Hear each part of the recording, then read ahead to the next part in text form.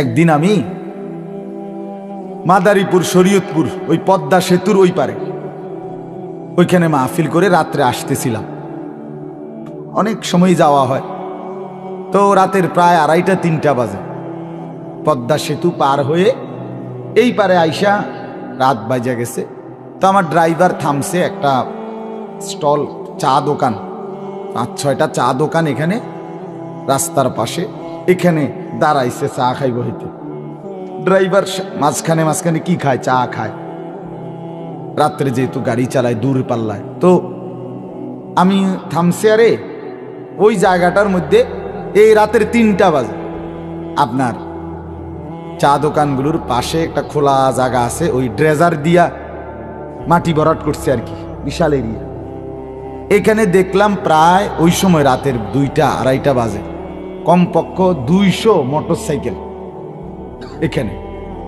প্রতিটার মধ্যে একটা একটা যুবক ছেলে আছে, আর অধিকাংশটার মধ্যেই একটা একটা মেয়ে আছে। রাতের বাজে 2:30। তো আমার বলার উদ্দেশ্য যে কথাটা, আমি গ্লাস নামাইয়া ওই আমারে চা দিছে যে চা খাইছি গাড়িত বইয়ে বইয়ে। এই টাইমে আমি আপনার শুনতেছি মানে এই ছেলেগুলো, এই যে মেয়ে আছে ছেলে আছে, কথাবার্তা বলতেছে, চিৎকার চেঁচামেচি, অথচ রাত অনেক। কথা যে কইতেছে এরা, মানে আমি শুধু এমনি শুনছি আর কি কয় ছেলে, মানে এত বিশ্রী, এত নোংরা কথা। কোনো মানুষের বাচ্চা তো পরের কথা, কুত্তা ছাও এমন কথা কইতে। কোন কুত্তা এত নিকৃষ্ট কথা বলতে পারে, এত হিংস্র, অথচ এরা মানুষের বাচ্চা, এদের মা কই বাবা কে? আমি আফসোস লাগে। আহারে, মানুষের বাচ্চা কেমনে এত নিকৃষ্ট কথা বলে, মানে এগুলো উচ্চারণ করার মতো কোনো কথা না, এমন বাজে নোংরা কথা। আপনারা জানেন না মুরব্বীরা, আপনাদের মহল্লার এই সমবয়সী ছেলেগুলো কি কয় কি করে, আপনারা পাগল হয়ে যাবেন। এরা যে আড্ডা দেয়, আড্ডার মধ্যে দেশ, জাতি, সমাজ, নিজের ভবিষ্যৎ, নিজের কল্যাণের কোনো কিছু এই নিয়ে কোনো কথা নেই। শুধু নারী, শুধু অশ্লীলতা, শুধু জিনা ব্যভিচার, শুধু অসভ্যতা, শুধু জন্তু জানোয়ার আর হাইওয়ানের মতো নিজের শাহওয়াত, যৌন চাহিদা পূরণের জন্য যত কথা দরকার, যত আচরণ দরকার, এই কথা কে শিখাবে? কিচ্ছু না। যাও কিছু শিখতো, তাও যেন আর না শিখে, তার সব ব্যবস্থা হয়ে গেছে।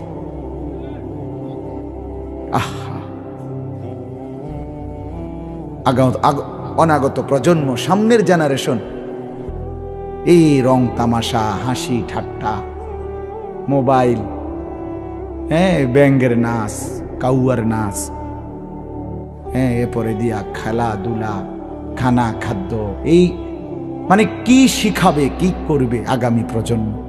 সম্পূর্ণ অকর্মণ্য, অপদার্থ বানানোর সমস্ত নীল নকশা হয়ে আছে। শুধু অল্প কিছু সচেতন অভিভাবক, বিবেকবান কিছু অভিভাবক যদি প্রতিবাদ না করত, তাইলে আমার এই লক্ষ কোটি মুসলিম প্রজন্ম, 12 বছর, 14 বছর, 15 বছর, 16 বছর, এদের জীবনটা রং তামাশা আর ফুর্তি আর মোবাইল, ফেসবুক, ইউটিউব আর বিভিন্ন রকমের এই অ্যাপস দিয়ে একেবারে সম্পূর্ণ খামখেয়ালি একটি জাতি বানানোর ষড়যন্ত্রমূলক সব পরিকল্পনা এদেশে বাস্তবায়ন হয়ে আছে, শুধু প্রতিবাদের কারণে পুরোপুরি বাস্তবায়ন করতে পারছে না। বুঝছে? একবারেই সন্তান বাবা মার হাত ছাড়া, বাবা মার কোনো নিয়ন্ত্রণ নাই।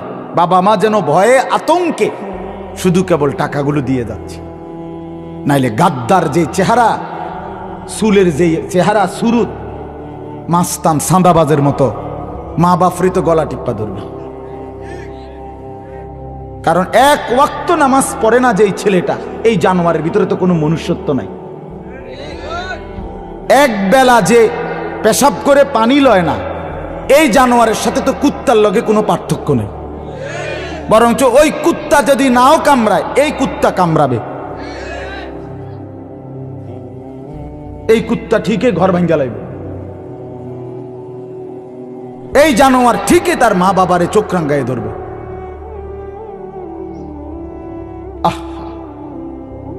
আপনারা জানেন না বাপ,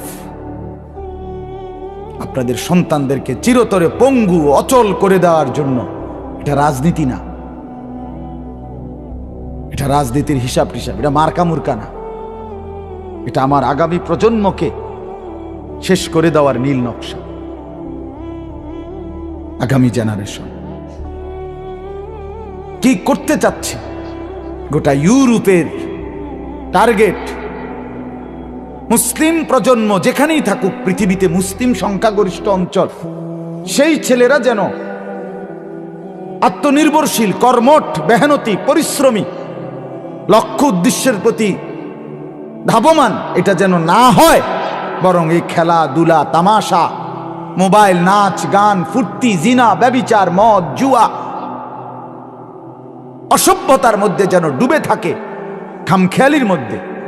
এই জন্য প্রতিনিয়ত বুদ্ধি দিয়ে দিছে যে উন্নত বিশ্বের মতো আমাদের সবকিছু হইতে হবে। উন্নত বিশ্ব বলতে ইউরোপ। আমরা যারা এখানে মুসলমান, আমরা যারা বসছি সবাই, আমাদের এই, আপনারা বলেন ভাই তোমরা ছেলেরা, বাবারা, আমাদের সবার উচিত মানে ইউরোপের সবকিছু অনুসরণ করা, এটাই না? আমাদের জন্য এরাই মডেল নাকি?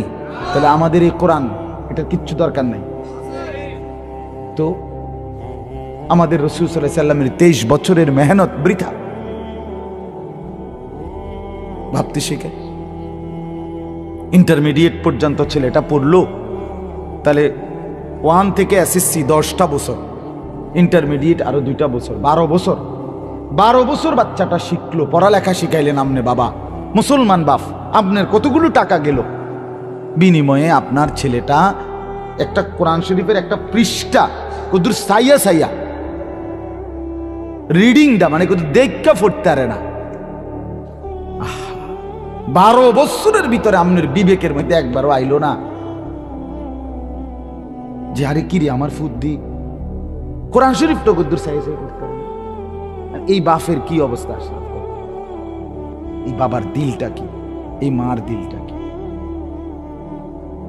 হ্যাঁ, আমার ছেলেটা হাফেজ হইছে, আমার বড় ছেলেটা 12 বছর বয়স। তো আমি তার এই বছর, গত বছরই শেষ করছি, এই বছর কিতাবখানায় দিছি, উর্দু জামাত পড়তেছে। তো দ্বিতীয় সাময়িক পরীক্ষার বন্ধ দিছে এই কয়দিন আগে। তো বন্ধের মধ্যে আমি একদিন ফজরের পরে তারে বলছি সূরা ইয়াসিন শোনাও। সে ওই যে কিতাবখানায় ঢুকছে যে, যার কারণে সূরা ইয়াসিন পড়তে গিয়ে 3 বার আটকাইছে, বুঝছেন নি কথা?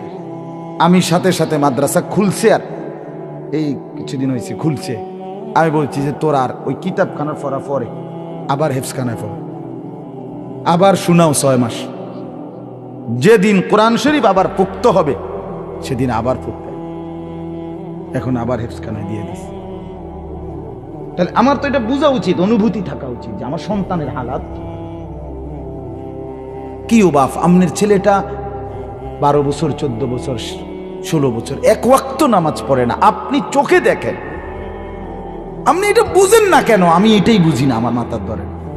আরে তুই বেটা কি ছেলে মানুষ করতেছেন আপনি? আমনের মেয়েটা 16 বছরের প্রাপ্তবয়স্ক, 16 বছরের মেয়েটা সে প্রাপ্তবয়স্ক না? কথা বলেন না কেন? 14 বছরের মেয়েটা প্রাপ্তবয়স্ক না? তাইলে এই মেয়েটা যে এইভাবে রঙ্গে ঢঙ্গে সাজ্জা, এতটি মেকআপ পাউডার লাগাইয়া 8-7 কাপড় করে হাস্যরসে যে বাহিরে যাইতেছে, আপনি বাপ, আপনার মাথায় এতটুকু বিবেক নাই মায়ের বাবার যে আমার মেয়েটা কারে দেখাইতে যাইতেছে? আমার মেয়েটাকে যারা দেখবে, রাস্তার যেই লম্পট খারাইয়া মতে যেই অসভ্য যুবক, ওই জানোয়ার আমার মেয়েটাকে নিয়ে কি কল্পনা করবে যে আল্লাহ এই মেয়েটারে রাবে আবশ্রী বানায় দেন। এটা ফোলাটা দোয়া করবো, ঠিক না? হাসি দিয়া উড়াই দিয়েন না, হাসি দিয়া উড়াই দিয়েন না বাপ। বললাম না, প্রজন্মকে হেসে খেলে পড়বে, কোনো পরীক্ষা লাগবে না, এমনি সব কিছু বানাবে নিজে। মেয়েটা নিজেই স্কুলে খাটের মধ্যে বসে দেখাবে এভাবে ঘুমায়, এবার উঠতে দেখাবে এভাবে জাগে। কারণ এর আগে মানুষ সব ঘুম গেছে না, এই প্রথম হাতে কলমে ঘুমাবে, বুঝেন না? হাত্তা ইদা জাআ আহাদাহুমুল মাউত ক্বালা রাব্বিরজিউন। রব্বুল আলামিন বলেন, আমার নাফরমান বান্দা, পাপী বান্দা, তার সামনে যখন মৃত্যু এসে উপস্থিত হবে, তাফসীরের মধ্যে লিখছে মানে মালাকুল মউত এসে দাঁড়াবে। ক্বালা রাব্বিরজিউন, প্রতিটা নাফরমান পাপী তখন বলবে, আল্লাহ আমাকে একটু সময়ের জন্য দুনিয়ায় ফেরত দেন। মালাকুল মউত আজরাইলকে চলে যেতে বলেন, আল্লাহ আমারে একটু সুযোগ দেন, অল্প সময়ের জন্য দুনিয়ায় থাকতে দেন। লাআল্লি আমালু সালিহান ফীমা তারাকতু। কেন? আল্লাহ জিজ্ঞেস করবেন, নাফরমান পাপী বলবে, রব্বুল আলামিন জিন্দেগীর যেই নেক আমলগুলো ছুটে গেছে, এবার যদি সুযোগ পাই সেই নেক আমলগুলো সব করে ফেলবো। আল্লাহ তাআলা বলেন, কাল্লা কাল্লা, না বান্দা না, এটা কখনোই হবে না, এটা কখনোই হবে না। ইন্নাহা কালিমাতুন, আল্লাহ তাআলা বলেন, বান্দা এটা কখনোই হবে না, এটা তোর কথার কথা, এটা তুই এমনে এমনে বলছিস। আজকে বাঁচার জন্য আমি যদি আবার তোকে সুযোগ দেই, তুই নাফরমান, আবারও আমি আল্লাহকে ভুলে নাফরমানি করবি। কতবার অসুখ হইছিল নাফরমান, তখন তো আমারে খুব ডাকছিলি, আল্লাহ ভালো করে দেন, ভালো করে দেন। আবার যখন আমি সুস্থ করে দিয়েছি, তুই বেঈমান, তো আবার আমাকে ভুলে গেছিলি, আমার কি মনে নাই? কথা বলেন না? হ্যাঁ, আবার তো ভুলে গেছিলি। তাহলে তুই কি আজকের বাটফার? আমি চিনি না। সুযোগ মিলবে না দোস্ত, ফিরে আসার সুযোগ হবে না। ওয়ালান ইউআখিরাল্লাহু নাফসান ইদা জাআ আজালুহা। আল্লাহ বলে, মৃত্যুর সময় যখন হয়ে যায়, আমি রব্বুল আলামিন কোন আত্মাকে এক সেকেন্ডের জন্য বিরতি দেই না, সুযোগ দেই না, এক সেকেন্ডের জন্য থাকতে দেই না। আমি রব্বুল আলামিন নিয়েই যাই। কুল ইন্নাল মাউতাল্লাযী তাফিরুনা মিনহু ফাইন্নাহু মুলাকীকুম।